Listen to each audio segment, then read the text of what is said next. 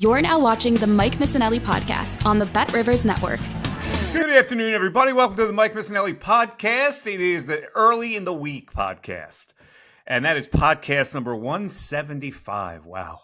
We're inching towards 200 podcasts with the Mike Missanelli podcast, brought to us by the great people at BetRivers. I got a little cash. I'm on a 6-in-a-row hot streak with my BetRivers app, including last night with the UConn Huskies winning another national championship.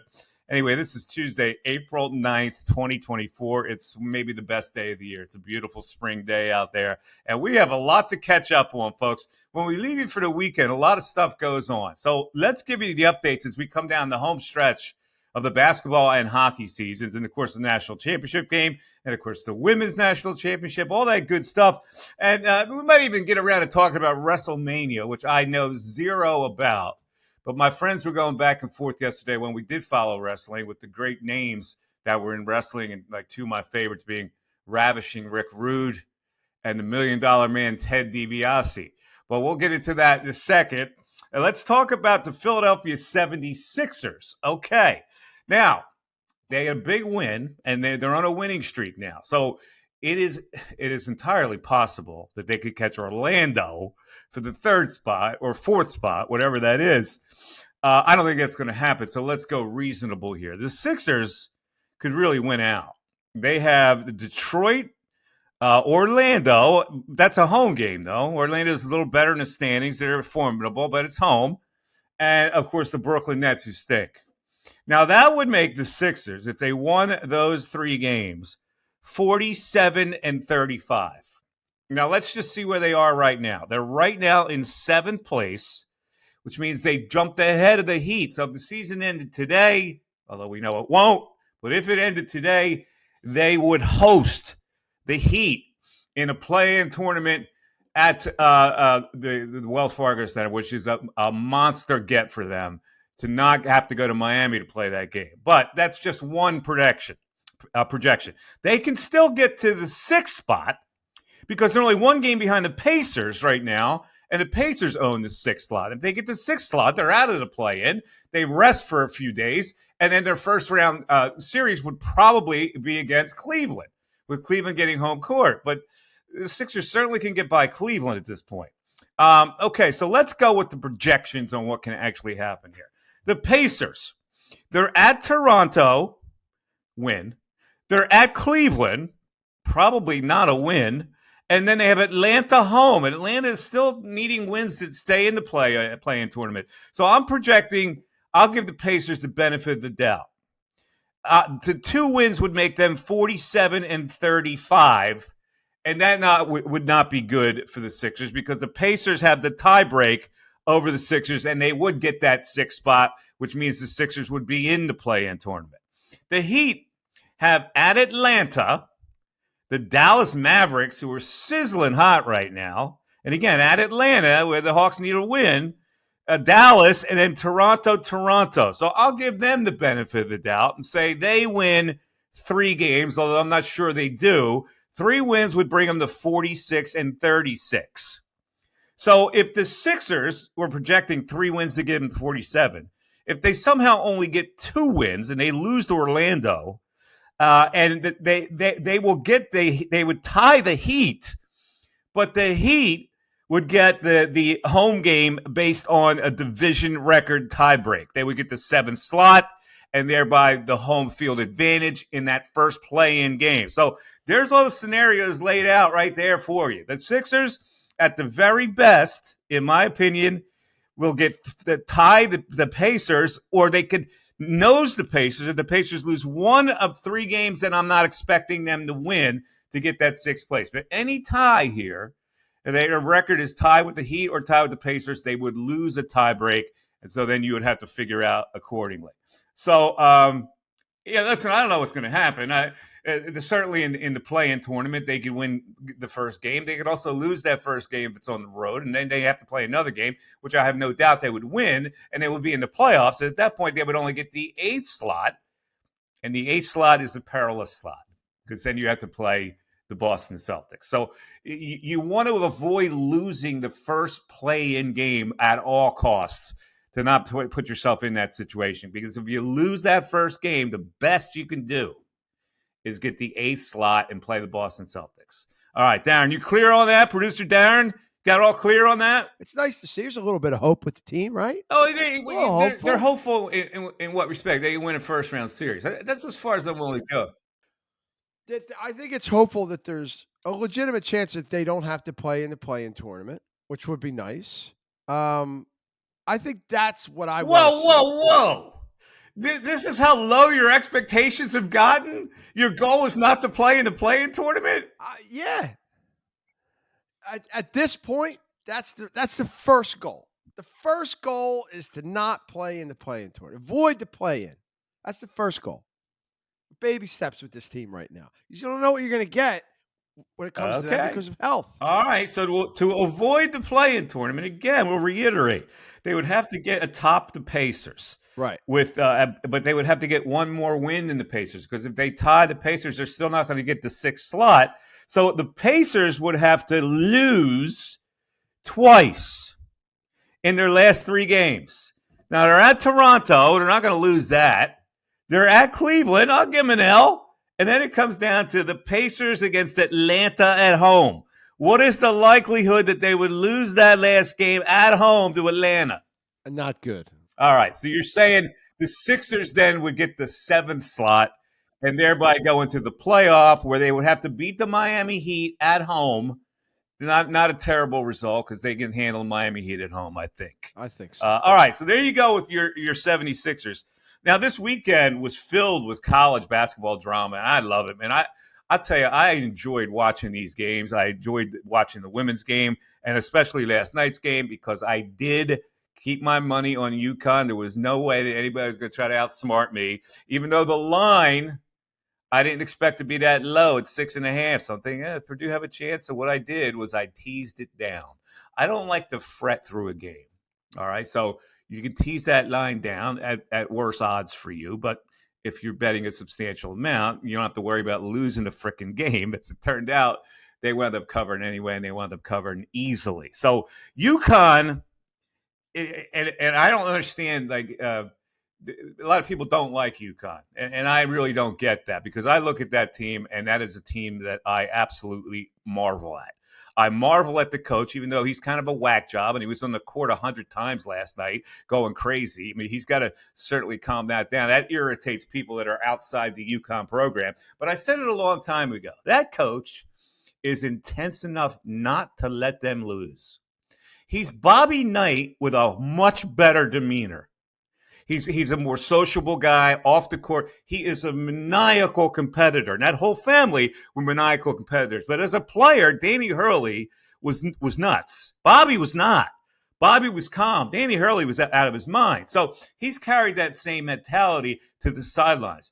But he won't let them lose. He's got an answer for every little thing that happens on the court. It is pretty amazing. And he said after the game something that I thought was really revealing.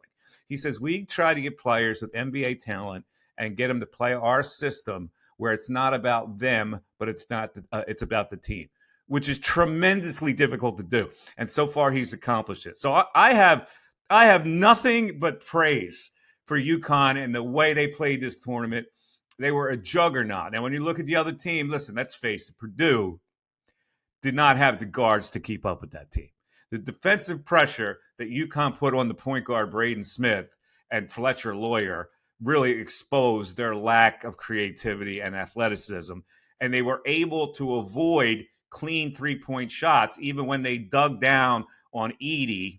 And most of the game, they played them straight up. But when they did dig down with their guards, they make sure to get out to make any kind of a three-point shot uncomfortable. I had to laugh. I was reading this columnist from the Indianapolis Star, who I like. I think he's one of the few columnists that really tells it like it is anymore. But people in the Midwest get really provincial about their team. And the guy's name is Greg Doyle. And I read a tweet from him last night saying, I told Braden Smith, some guy tweeted about how Braden Smith's going to play in the NBA. And Greg Doyle goes, yeah, I told him that, and I think so too. And I'm going, are you too out of your mind? Like, how is that Braden Smith? He's a nice college player, don't get me wrong. And he got swallowed up by better competition in the tournament. How's that point guard going to play in the NBA?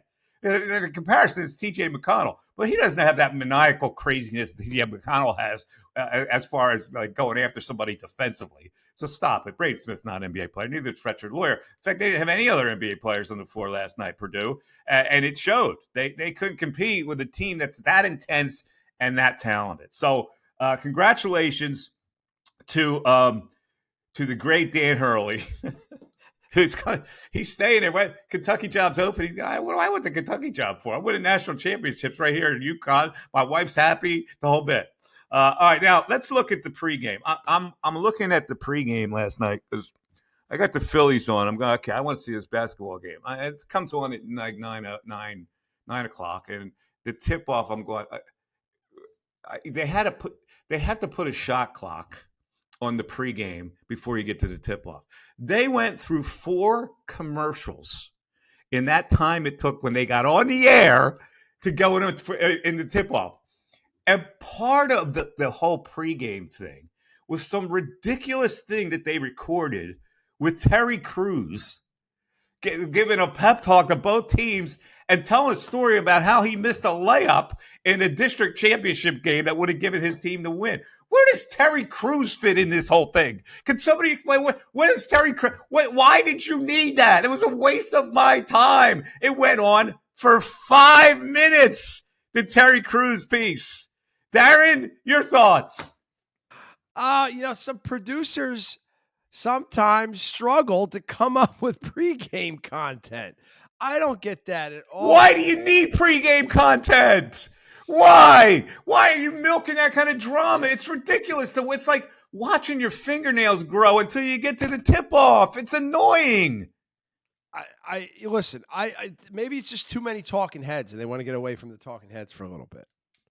Well, then come on at 9:10. Come on at 9:10, folks. You're coming on at 9:10. That's you can't do that because you can't sell advertising as pregame advertising when you come on at 9:10. Do 10 minutes of commercials then for Subway so people can feed their fat faces with sandwiches. I want to see the tip. I don't need Terry. Do I need Terry Crews? What are you kidding me? You don't. When I think basketball, the first guy that comes to mind is Terry Crews. I got to be honest with you. Why are you kidding me? The office linebacker? Jesus, God. All right, enough of that. Overall, a decent telecast. And I enjoy it. I know a lot of people go, that's a boring game. That wasn't boring to me. I love the way teams move in harmony like Dan Hurley's team. They are just in sync and amazing with what they do. And here's the one thing I noticed. I noticed little things because I used to watch John Chaney do this in practice when I covered Temple. There's these dribble handoffs. Sometimes can get really sloppy if you're not disciplined. In other words, you leave a gap when you dribble. When you hand off to a guy crossing coming towards your way, you give him a handoff. There's usually a gap where somebody can get a hand in there and knock that away. Their dribble handoffs are as pristine as I've ever seen. There is no room for anybody to interrupt that handoff. They got their body in the perfect position. They got the ball protected, so their teammate can get that ball without any fear of turning it over. And these are the little things that guy concentrates on. And I've seen these little things with Chaney. He used to be obsessed with these little things on how you don't turn the ball over, the way you pick a guy, the way you dribble handoff on a guy. The guard comes to get the ball. You don't flip it to him. All right. Anyway, that's my egghead analysis of basketball. Let's look at the women's championship game, which was another hit for me on the BetRivers betting app because there was no way you were going to tell me that Iowa was going to beat South Carolina, and there was no way you're going to tell me Purdue was going to beat UConn. So I loaded up on both those squads, and South Carolina gets down 10-0, and I go, whoa. Then I look up, it's 20-8, and I go, well, maybe they'll give them a chance. But then South Carolina just wore them down.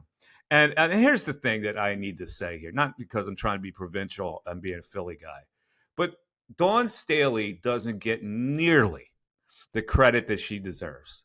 And it's because she's an outspoken black woman, and some white people are scared by an outspoken black woman.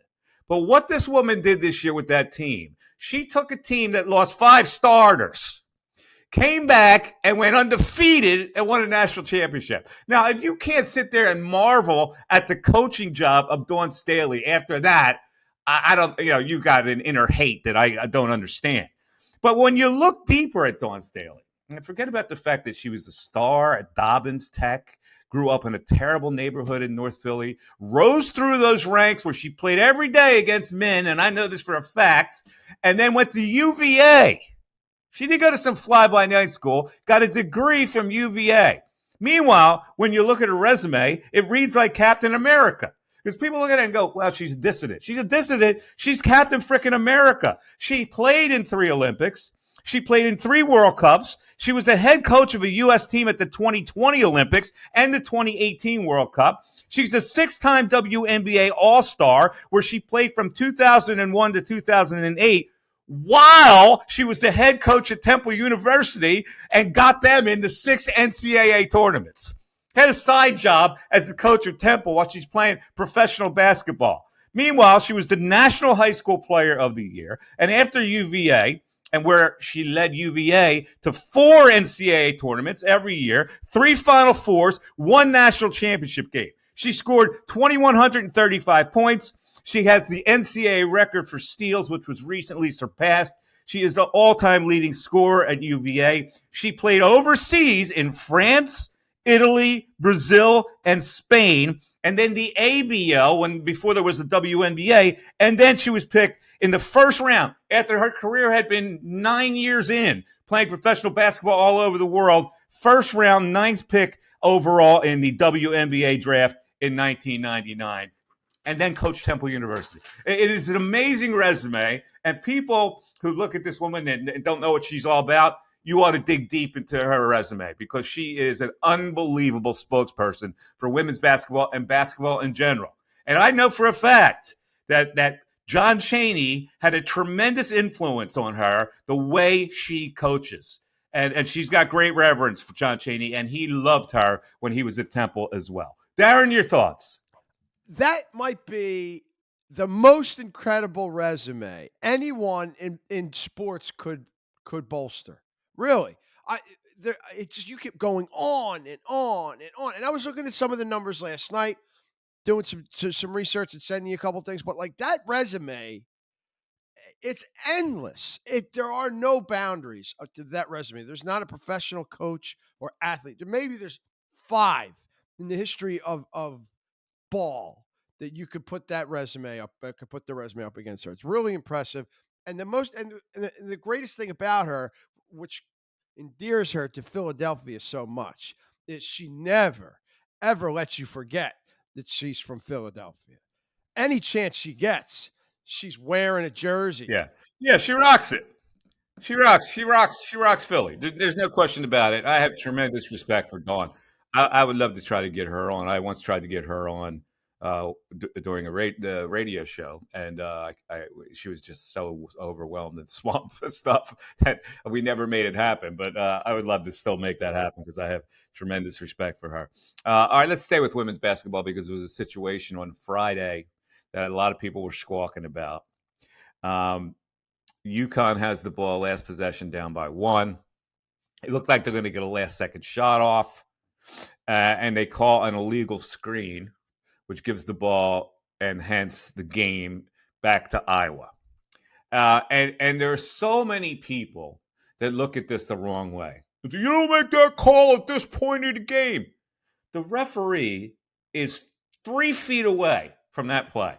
It's right in front of her. If you look at the video, and here's the problem with idiots, before they actually look at the play, or with this tired thing about you don't call foul that late in the game.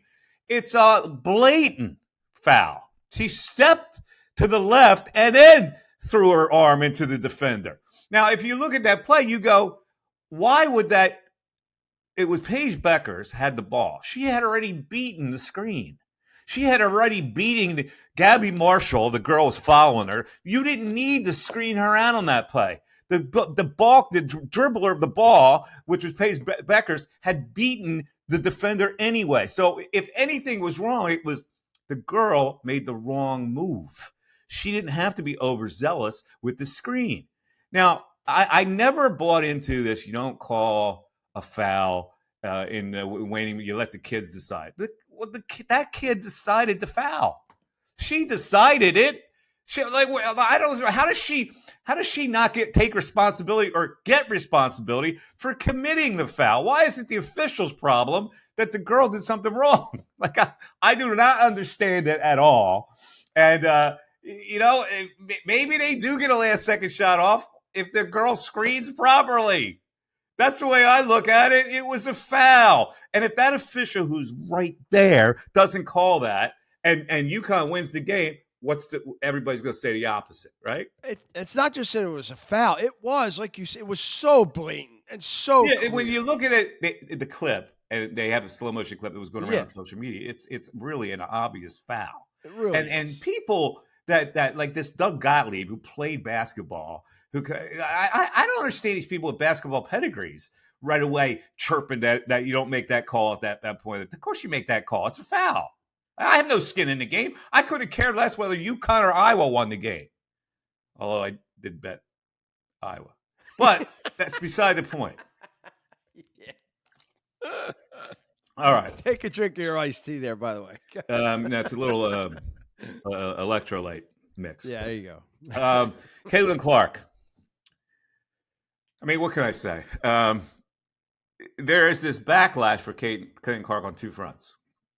One is the racial component, but the other, which is more surprising, are the WNBA players who are crazy jealous about this girl, and for reasons I don't clearly get.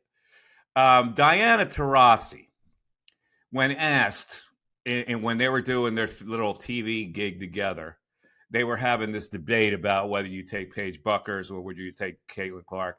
And Diana Taurasi says, Paige, next question. It's amazing to me that WNBA players who've established themselves as pros could be jealous of a girl in college who has elevated their own sport, who when she gets in the WNBA is going to elevate their salaries and make the league a more watchable league. Why they would hate this girl is stunning to me. When you can see clearly, now listen, she's going to go into the WNBA against grown women. I'm not saying that Caitlin Clark's going to go in the WNBA and dominate the NBA and make 40-foot shots like she's doing in college. It's going to take her a while because those players are physically stronger than she is, and they're going to body her up, and they're going to make her prove that she's worthy. I get it. It might be a tough struggle for her.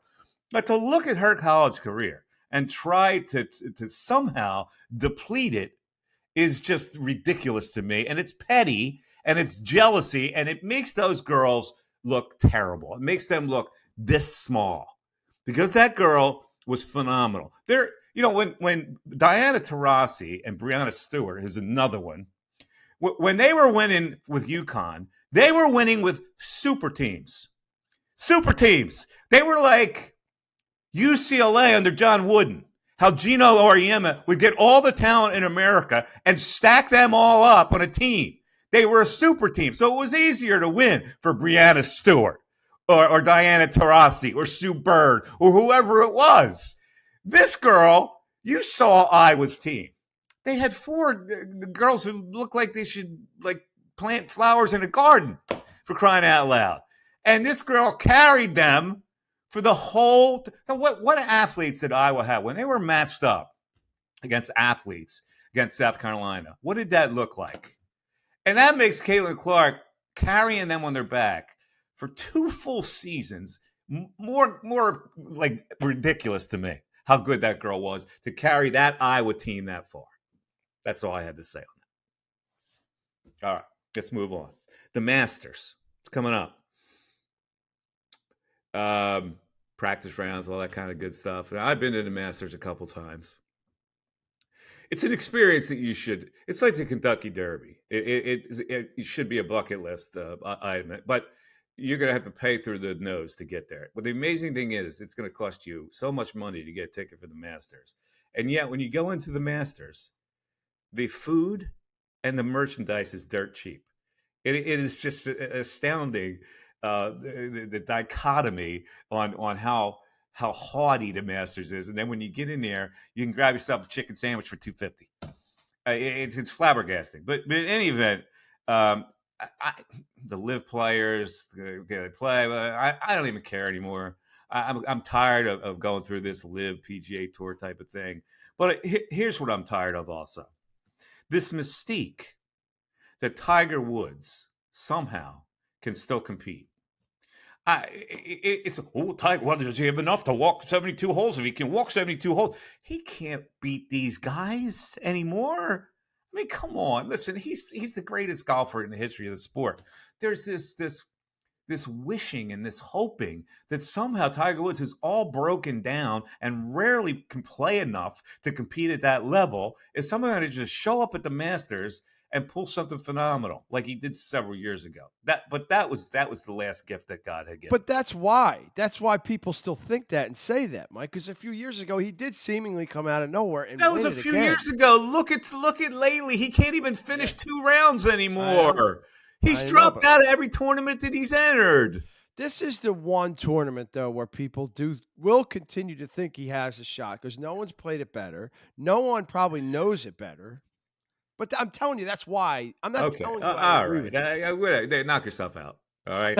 I get to the realistic part where I don't expect him to make the cut. So when he doesn't make the cut, I don't people get devastated to make the cut.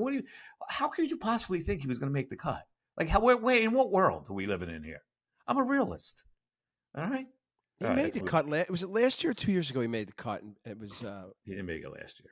It was 2 years ago, right after the accident, I think. One of his first. He made the cut, and everybody was like, "Oh my God, he made the cut!" And then I don't even think he finished the 3rd round.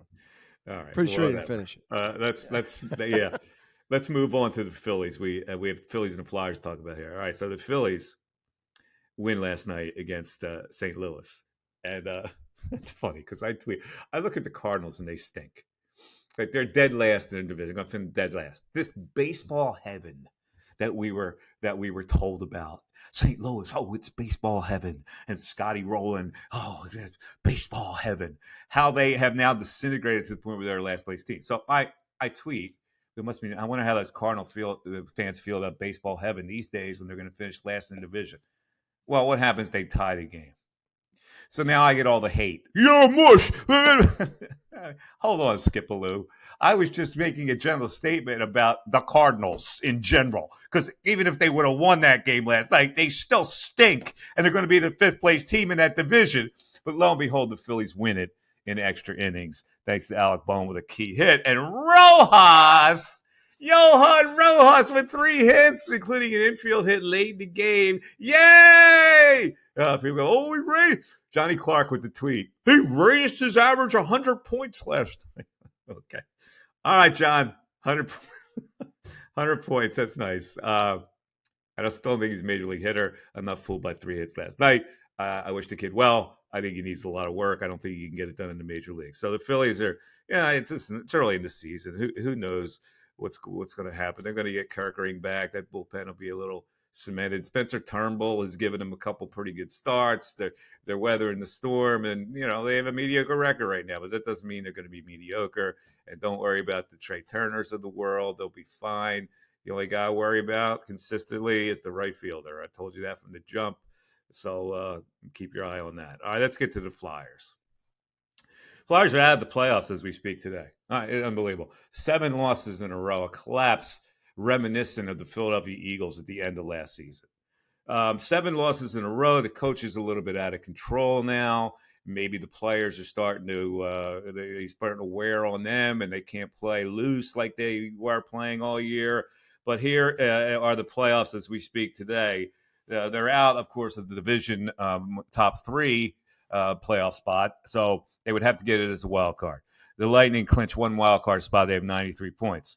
The Red Wings and the Penguins are now tied for that last wild card spot with 84 points, and the Caps and Flyers are just below them at 83 points. Let's look at what the games are left. For the Red Wings, they have 5 left, so a chance to gain more points. They play the Caps. They're at the Penguins. They're at the Maple Leafs. That's going to be 2 tough games for them. And then it's Montreal, and then at Montreal they close with. So there's your chance to get the all-important 2 points or take it in overtime and get your 1 point. All right, the Penguins. They have 4 left. So the Red Wings have what they call a game in hand in hockey.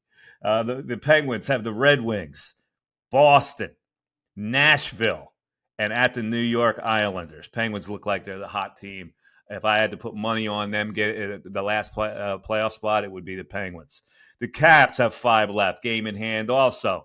At Detroit, at Buffalo, Tampa Bay, Boston, and then at the Flyers. So Caps have a fairly tough schedule coming down the stretch. And your Flyers are at Montreal, they're at the Rangers, they at the Jersey Devils, and they have the Caps. I gotta be honest with you, it's not looking good for the Flyers. When I look at that and I look at all the points that are available for these other teams and who they're playing and the way the Flyers are playing right now, I can't see the Flyers accumulating enough points to get in the playoffs. And they will have blown the season. Now, it was a season nobody expected them to do anything, but they also collapsed. So how do we look at this season, Darren? I think you have to look at it as a blown opportunity. They had a really good opportunity. And just because there weren't expectations in the beginning of the season doesn't mean those expectations have to continue. The expectations changed when they were well into a playoff spot 3 quarters into the season. So I look at it as a major blown opportunity if this continues and they do indeed miss out on the playoffs. I don't care if it's a wild card if they get in. Just getting in would be way more than we expected this year. But at this point, if they don't get in, it was right there for them. 7 losses in a row.